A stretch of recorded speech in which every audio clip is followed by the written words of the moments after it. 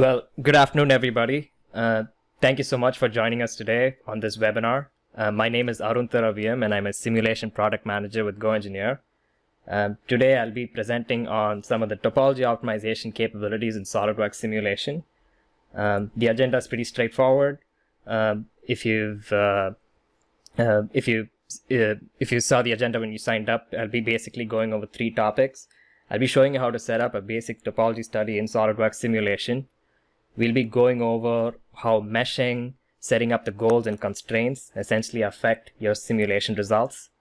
And finally, I'll finish off the presentation by showing you some model extraction capabilities, wherein you can use some of the integrated parametric, CAD functionality in SOLIDWORKS to extract the final geometry after the topology analysis. Now, let's just start off by talking about some of the simulation tools that are available in SOLIDWORKS. So if you see SOLIDWORKS Simulation, they have a pretty massive simulation portfolio that can tackle various physics. We can do kinematic and dynamic analysis, flow simulation, and tackle structural analysis problems and vibration analysis as well.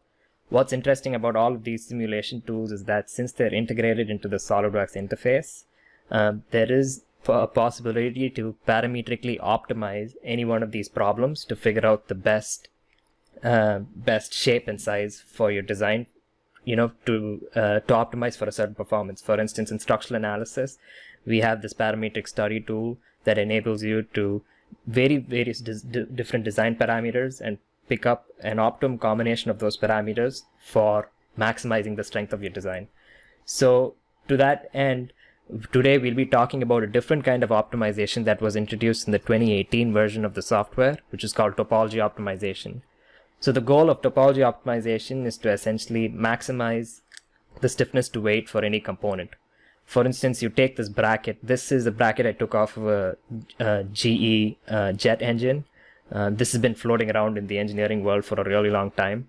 And just based on the forces that this engine bracket essentially experiences at this clevis pin, which is a combination of torsional forces, tensile forces, and moments, the software was able to generate a design in order to ensure that there's enough material left at the point of force application to the point of constraint in order to tolerate these forces without failure. In a similar fashion, you see this bracket in this image here. This is from an Airbus A380 bracket, where utilizing these topology optimization techniques, they were able to maximize stiffness and weight and almost reduce the mass by about 50%. To that tune, besides producing shapes by maximizing stiffness to weight performance, the tendency of a topology optimization tool is also to generate organic shapes.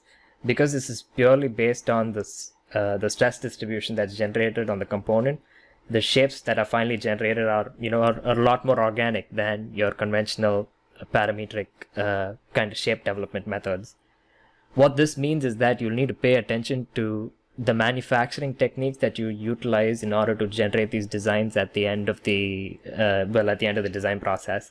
So typically a lot of these designs are well suited for additive manufacturing, but then if you do employ subtractive manufacturing to a couple of your designs, you're able to incorporate that into the software, and you're able to generate the organic shapes that the optimization tool is known for, at the same time maintain manufacturability.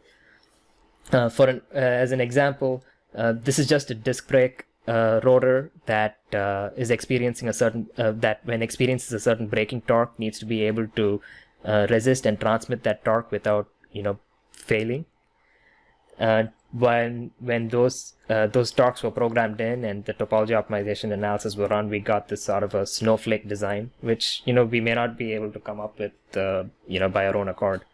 In the same fashion, I have an example from academia where a similar rotor was generated for a Formula SAE car using topology optimization, where they were looking at enforcing some weight reduction to specific areas of the design. So once they looked at the rotor and applied topology optimization, they were able to generate this nice organic design that met their strength goals, and at the same time they were able to conserve a lot of weight. So in those 2 examples, we covered a couple of concepts that I'll be emphasizing throughout this presentation. I guess the first concept is just forces, or rather form following forces. So in order to get a design that actually works for your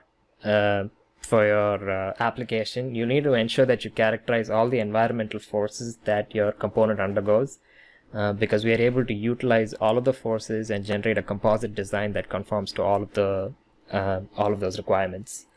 Besides, a key approach to, or a key aspect of this topology optimization is to try and maximize the amount of mass you can give as an input.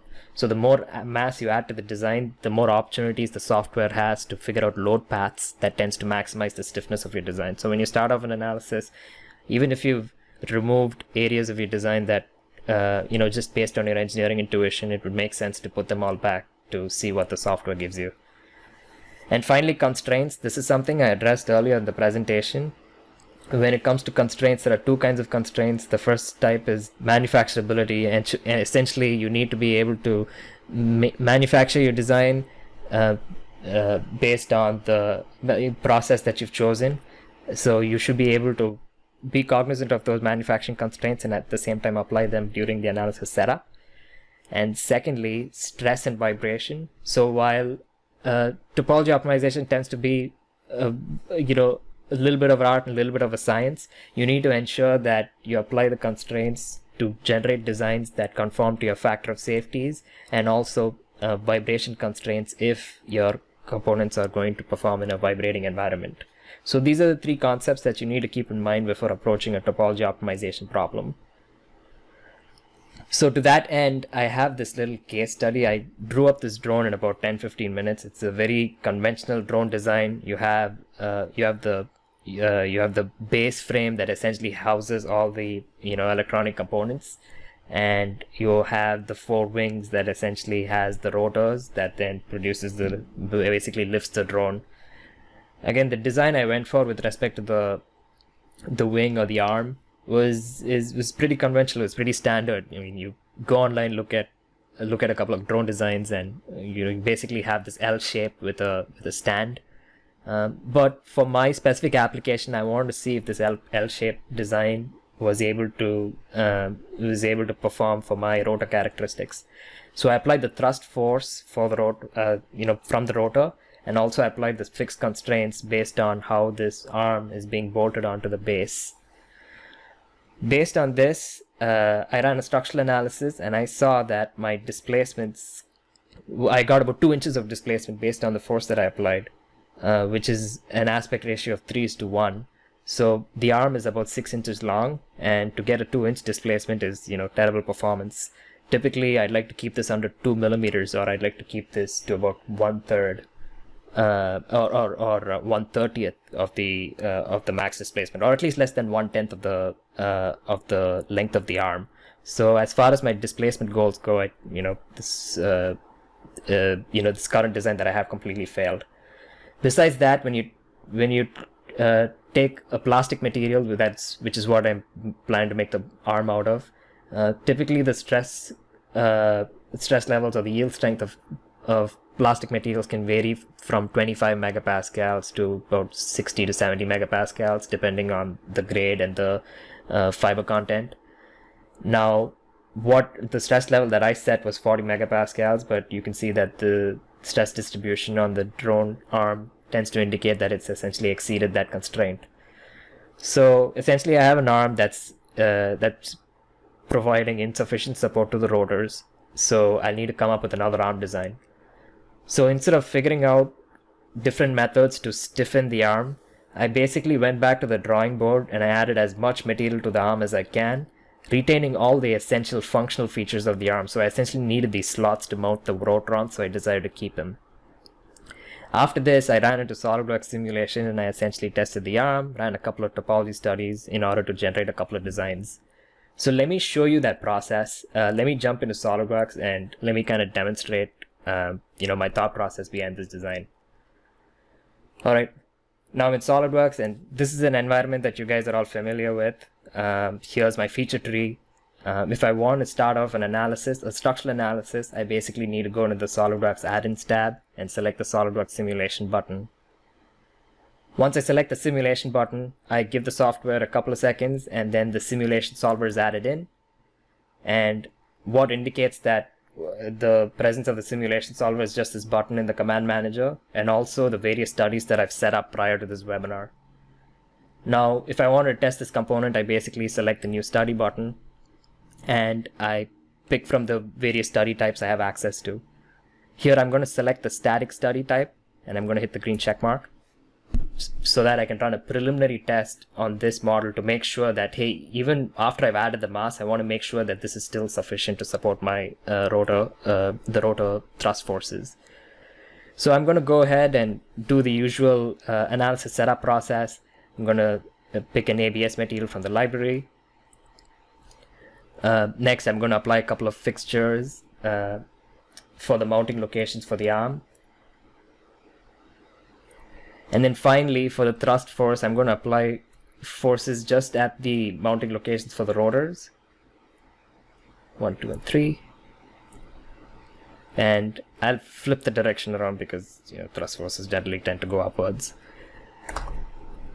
Now I have a total thrust force of about 1000 newtons and of about 800 newtons that I'm splitting between 4 arms. So I'm going to apply 200 newton force, and that was my thought process behind applying that.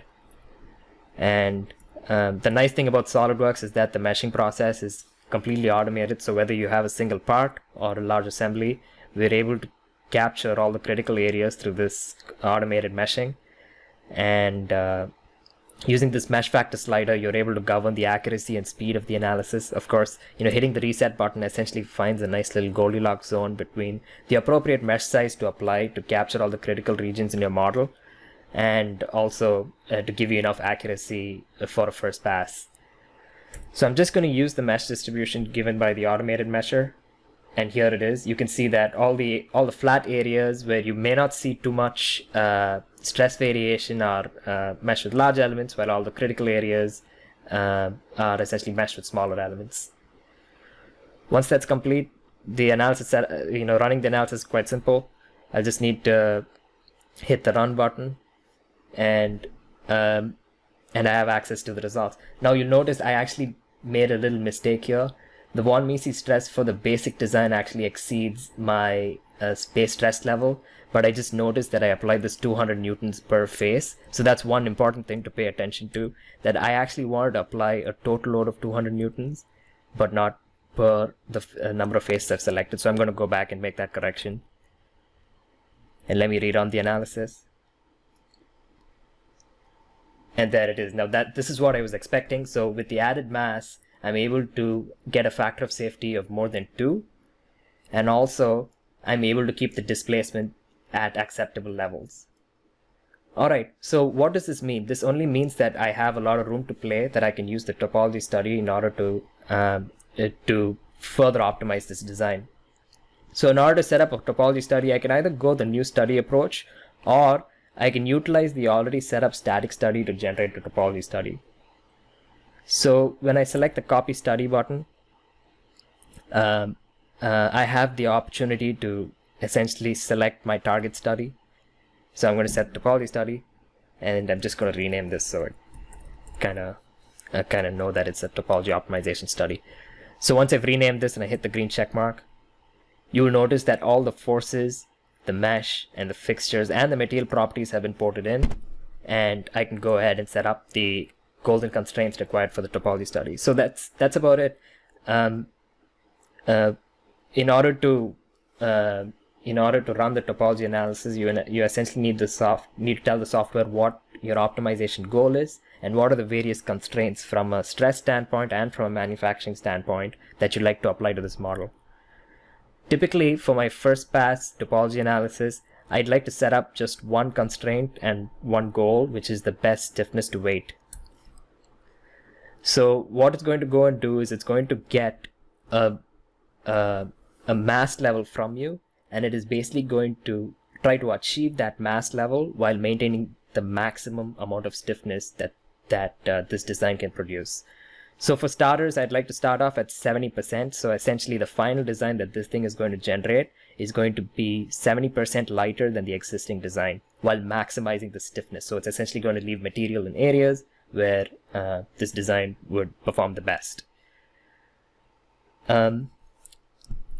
There's one more constraint that I'd like to add, which is under manufacturing controls. So when I go into manufacturing controls, there are a couple of options that I have. Actually, the first constraint that I'd like to add is the add preserved region. So of course, you don't want the software to essentially change the geometry of these slots or the fixture locations, and that is automatically taken into account. So as soon as you apply a fixture or a force, the software automatically prevents any material removal from those areas. But then if you want to maintain, say, just the shape, I'd like to maintain this this little profile that I have. I can basically select the face and tell the software that you'd like to maintain or prevent the material removal from a certain depth of that profile.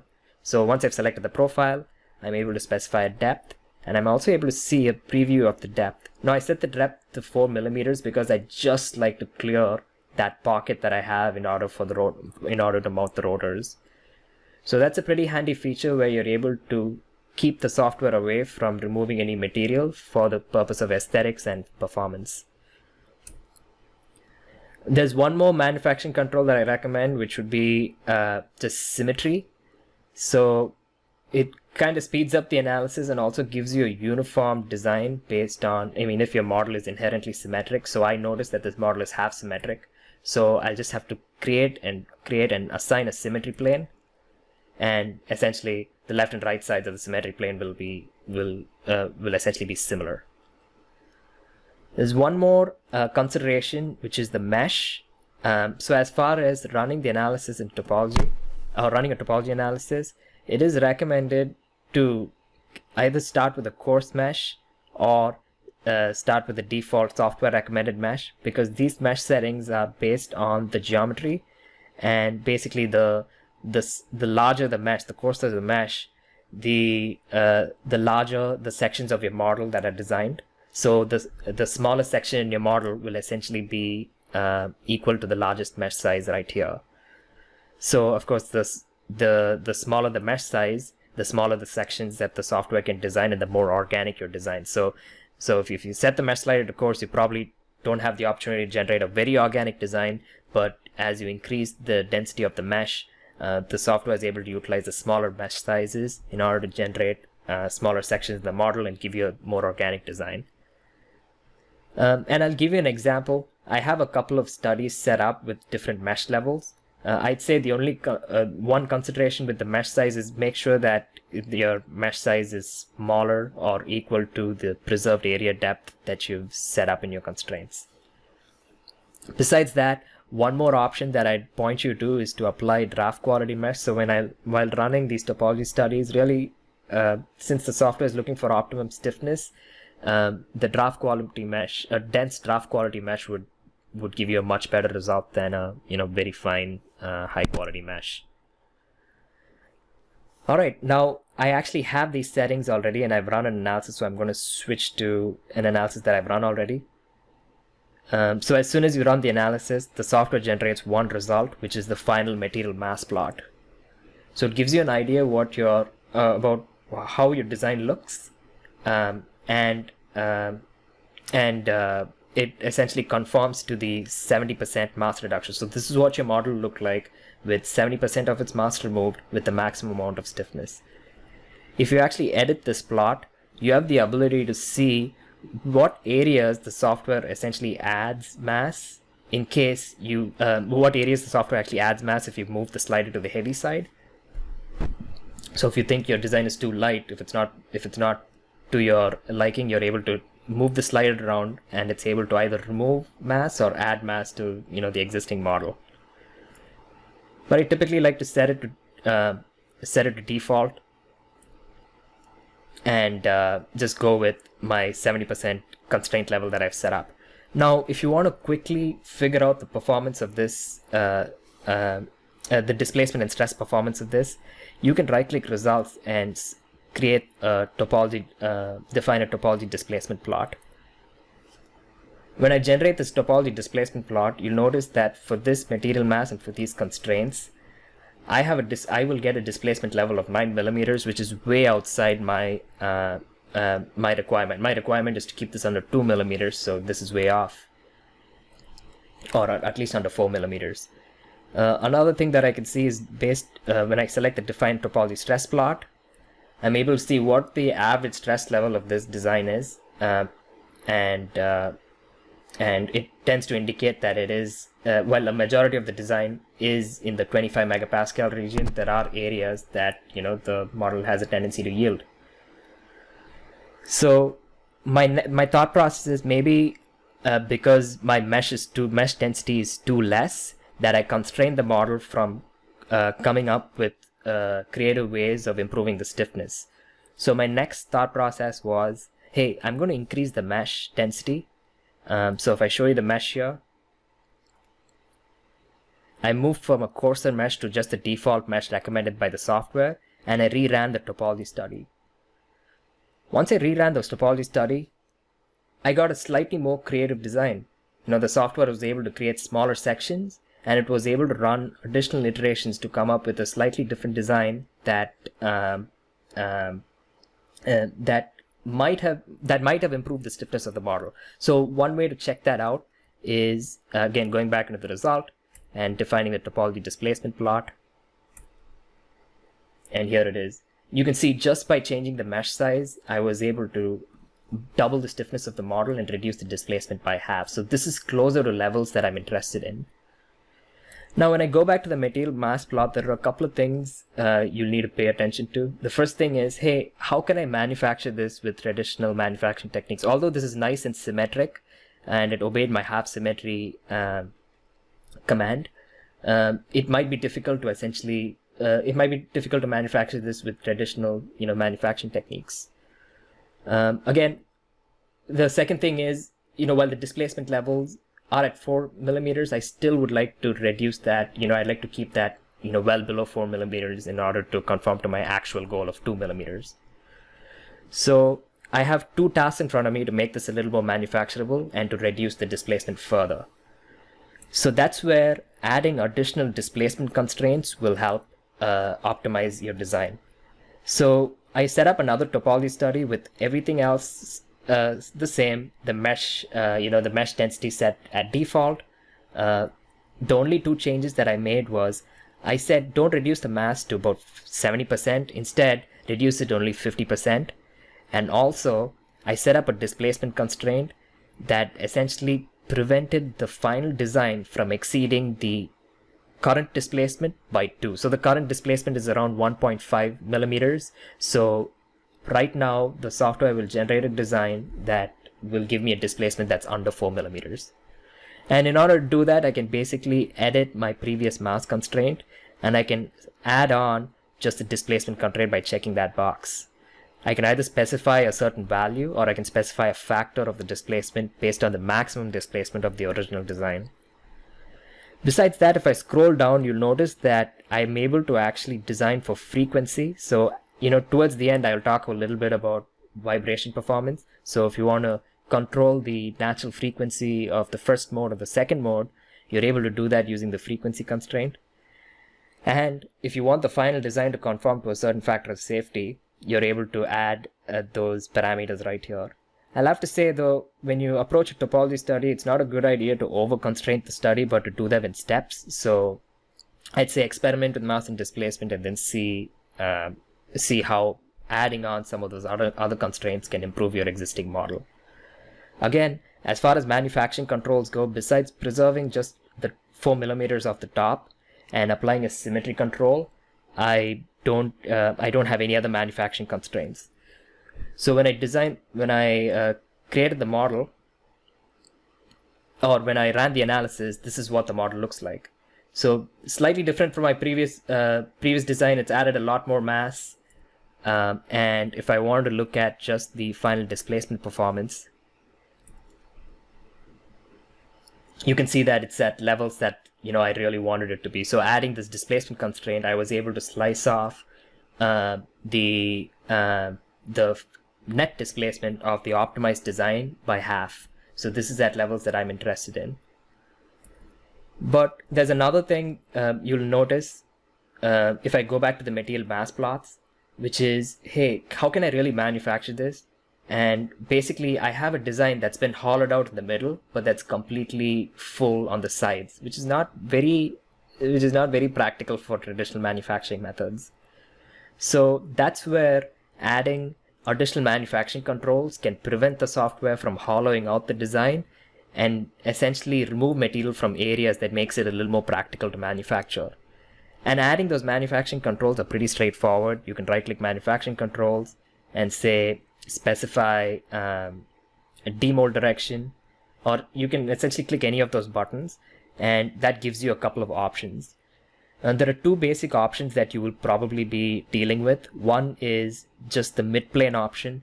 The midplane option enables you to select the parting line for the design, or the normal to the parting line, and the software automatically removes material from both the sides, making this susceptible for injection molding or die casting based on the type of material. So you can see by the preview, it actually leaves material in the middle, but it focuses the material removal on the side of the model that's in line with the parting line. Another option is the stamping option. The stamping option is very similar to the midplane option, except with stamping, the software tends to hollow out the part based on the material it removes on the outside. So if it's removing a piece of material here, it'll essentially remove the material all the way through the thickness. So unlike the midplane, it doesn't leave any material in the middle. So I've essentially applied both of these constraints and rerun the model. So I'm going to show you some of those results in my presentation. All right, I'm going to summarize some of the things that I've done and then get into the manufacturing constraints.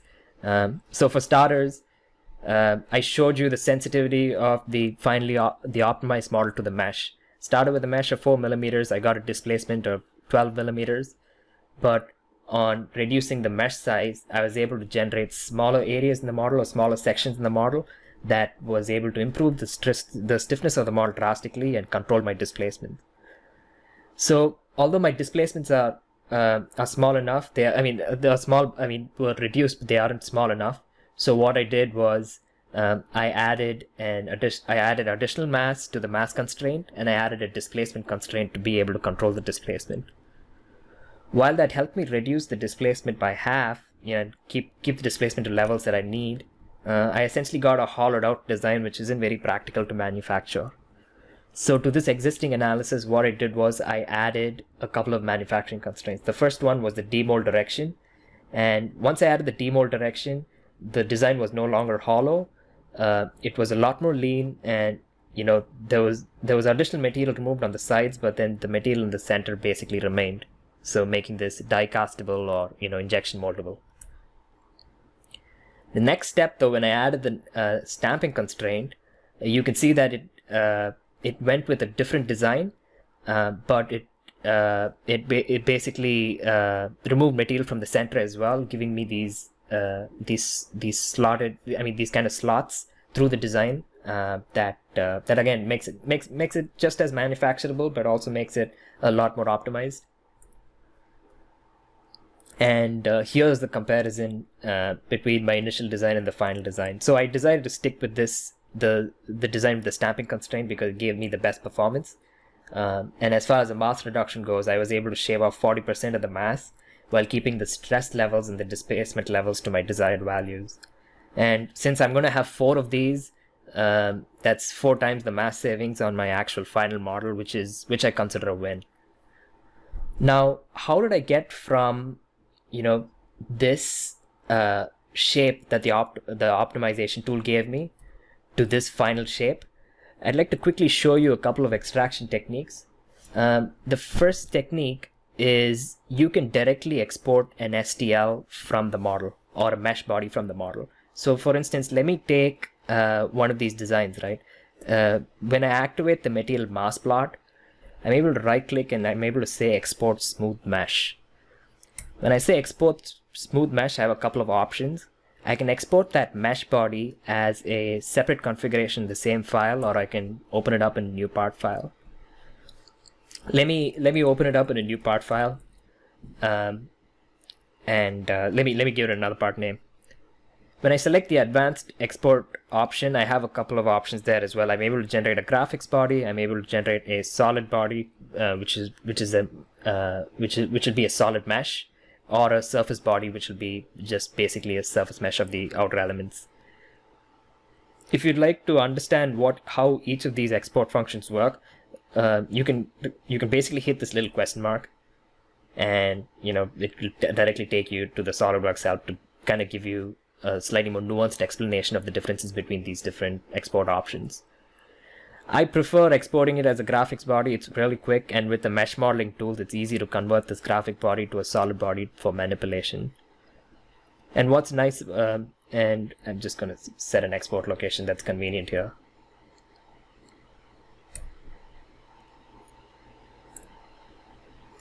Once I've exported the body, hopefully it should open it. Well, if it didn't, I'm gonna... Here it is. And here's the exported body.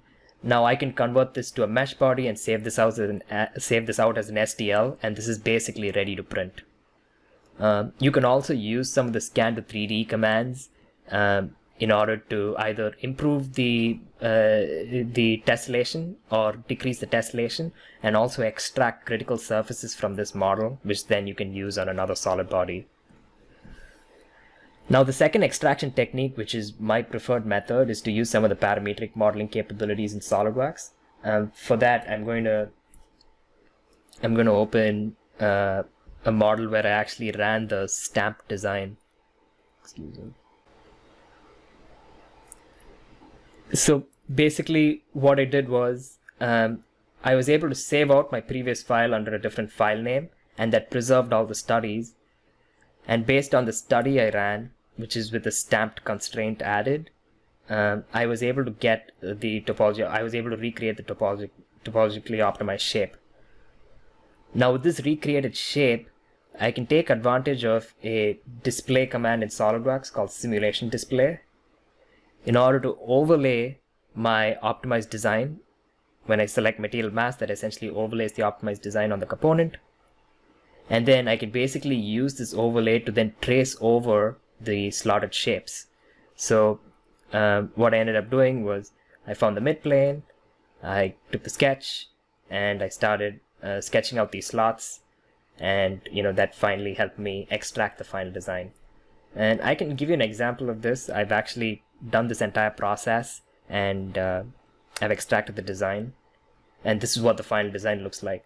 Now the advantage of this is that I can, besides being able to make drawings out of this, I'm able to essentially run a static analysis for this design and confirm that and essentially confirm that that this design does perform the way I need it to. So let's really quickly create a mesh, and I'll rerun the analysis to confirm the stress levels and the displacement levels.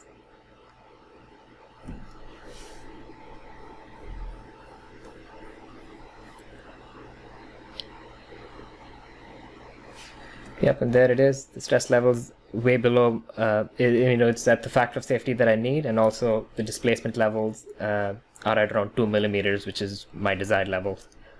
Besides that, if I am using this for a vibration analysis, I'm able to confirm the mode shapes and the natural frequencies using the frequency study in SolidWorks to make sure that the RPM of rotation of the rotor doesn't really, shake this design and, cause any unnecessary vibration to the components in the drone. All right, let's go back. I'm going to go back to my slide and quickly summarize. As I mentioned, from the design comparison, we were able to shave off a bunch of mass, and I guess the key takeaway is that just with the integrated analysis capabilities in SolidWorks and with the topology optimization tool, I was able to explore 8 different designs and come up with, the one that worked. I was able to demonstrate constraint sensitivity to the generation of a design. The goal is to stack complexity in steps and not really apply all the constraints in one step. And using that method, I was able to improve both the displacement performance and generate something that's manufacturable. And as far as extraction methods go, since this is built inside a CAD tool, there are many extraction methods that is available to you. And the two most popular ones are parametric modeling in SOLIDWORKS that I just showcased, where you overlay simulation display. And the second method is just to export the STL or the mesh body to directly print or, reverse engineer from. Next steps, I guess, if you'd like to take this design to the next level, typically, drone RPMs average at around 10,000 RPM. That's around 160 hertz. And we were able to generate a run of modal analysis just within the software to establish that, hey, the first and the second modes are way above this frequency, so this is not going to be influenced by the rotor vibrations. So what you can do to generate some different designs is maybe introduce some frequency constraints and reduce the mass to see how the software can generate newer shapes in the presence of vibration constraints that's available in the software. And that about sums it up. Here's a simulation portfolio. As I mentioned before, SOLIDWORKS Simulation has a massive simulation portfolio. Today I showcased the topology optimization that's available in the simulation professional level. And besides the topology optimization tool, you also have a bunch of other tools in the simulation professional level that helps you improve productivity of your analysis, and it also gives you access to our additional simulation tools like frequency and thermal analysis to test your products under different environments. And we basically have different methods of training for a lot of these tools that I just showcased, and the best way to get information for that is to get to our training website. So if you go to GoEngineer.com/training, we have about 4 or 5 simulation courses that you can take, and we have self-paced versions and instructor-led versions that'll help you get up to speed with a couple of these and get very proficient. Yep, and that's about it, guys. That concludes my presentation. Again, thank you for joining me on this webinar. If you have any questions, please type them in the Q&A box, and I will get to them right away. Again, thanks for listening.